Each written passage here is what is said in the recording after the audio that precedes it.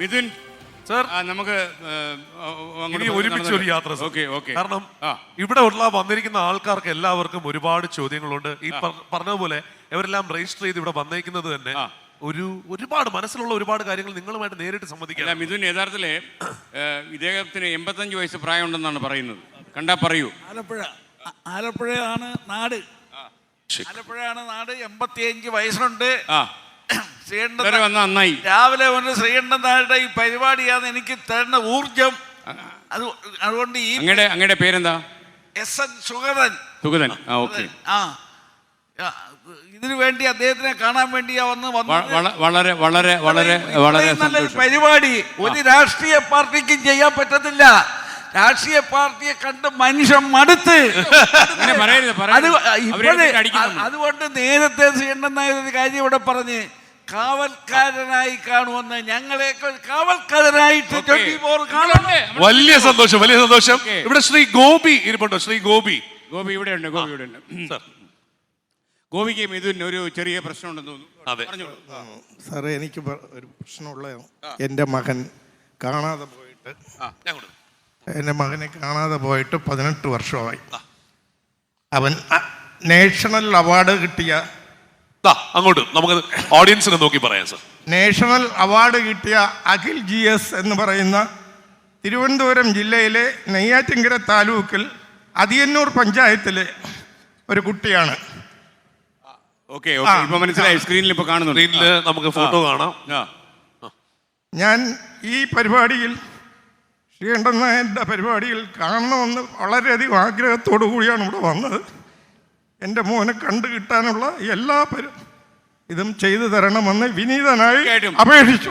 നമ്മുടെ എല്ലാ പ്രവർത്തനവും ഉണ്ടാകും അങ്ങയുടെ മകനെ കണ്ടെത്താൻ വേണ്ടി. അങ്ങ് സമാധാനമായിട്ടിരിക്കുക, അവൻ മടങ്ങി വരും. എല്ലാ പ്രവർത്തനവും ഉണ്ടാകും. ഫോട്ടോ ഓൾറെഡി നമ്മുടെ ലൈവിൽ ഇട്ടിട്ടുണ്ട്. ഉറപ്പായും കാണുന്ന ആൾക്കാർക്ക് തീർച്ചയായും നമുക്ക് വേണ്ടിയുള്ള ഗൈഡൻസ് നൽകാവുന്നതാണ്. നമുക്ക് അടുത്ത ആൾക്കാരിലേക്ക് കിടക്കാം.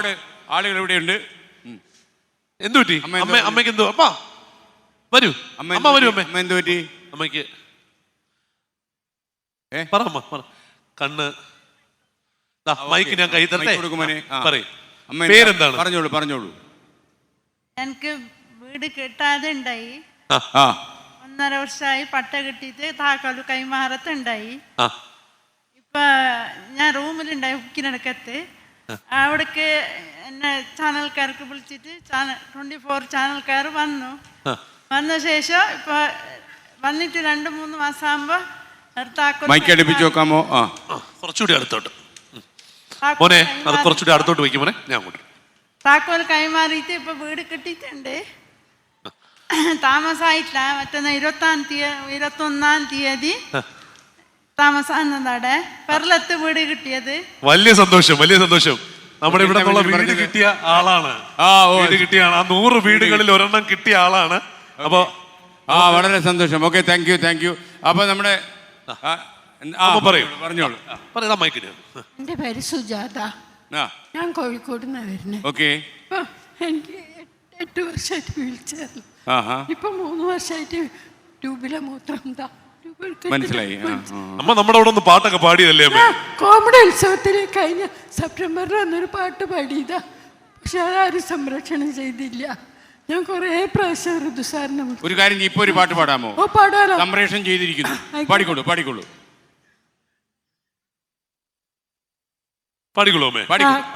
കാവ്യമേള എന്ന് പറയുന്ന പാട്ട്. അമ്മയുടെ പാട്ട് പാടും.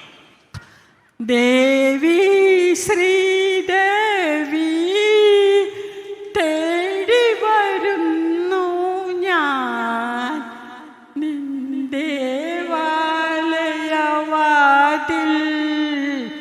തേടി വരുന്നു ഞാൻ.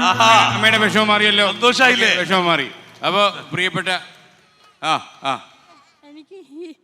എനിക്കൊരു ഓട്ടോമാറ്റിക് ഒരു വീൽചെയർ കിട്ടണം. നമ്മളൊരു വീൽചെയർ വാങ്ങിച്ചു തരും. നമുക്ക് കണ്ടുപിടിക്കാം. അതിനൊക്കെയുള്ള മാർഗം നമുക്ക് ഉണ്ടാക്കാം. പരിപാടി കഴിഞ്ഞ് നമുക്ക് വിശദമായിട്ട് സംസാരിക്കാം കേട്ടോ. അത് നമ്മൾ പിന്നെ വാങ്ങിക്കാം. നിങ്ങളൊക്കെ ഒരുപാട് സർട്ടിഫിക്കറ്റ്സുകളുമായിട്ടൊക്കെ വന്നിരിക്കുന്നത് എനിക്ക് മനസ്സിലാകുന്നു. നമ്മളൊരു കാര്യം ചെയ്യുന്നത് എന്താണെന്നറിയാമോ? ഈ സർട്ടിഫിക്കറ്റ്സ് എല്ലാം വാങ്ങിച്ച് അധികാര സ്ഥലങ്ങളിൽ എത്തിക്കാൻ നമ്മൾ മുൻകൈ എടുക്കും. നമ്മുടെ ആളുകൾ ഈ കാര്യങ്ങളുടെ പിന്നിലുണ്ടാകും. നിങ്ങൾ ഇരുന്നോളൂ. ഓക്കെ, എന്താണ് പറയും? ആദ്യം സാറിന് നമസ്കാരം. പറയൂ. സാർ എപ്പോഴും വാർത്ത വായിക്കുമ്പോൾ പറയാറുണ്ട്, ഞാൻ തോറ്റുപോയവരുടെ കൂടെയാണ്. ജീവിതത്തിൽ തോറ്റുപോയാൽ നിങ്ങൾ ആരും ആത്മഹത്യയെ കുറിച്ച് ചിന്തിക്കരുത്, നിങ്ങളുടെ കൂടെ ഞാനുണ്ട്. ഞാൻ തോറ്റുപോയതല്ല, കുറച്ച് ആൾക്കാരും കൂടെ ചേർന്ന് എന്നെ തോൽപ്പിച്ചതാണ്. എന്നെ സാറ് സഹായിക്കുമോ? തീർച്ചയായിട്ടും പറയണം. തോക്കുന്നവരുടെ കൂടെയാണ് നമ്മള്. തീർച്ചയായിട്ടും. എന്താ നമുക്ക് അത് നമുക്ക് വ്യക്തമായിട്ടുള്ള ധാരണയോടുകൂടി നമുക്ക് ചെയ്യാം കേട്ടോ.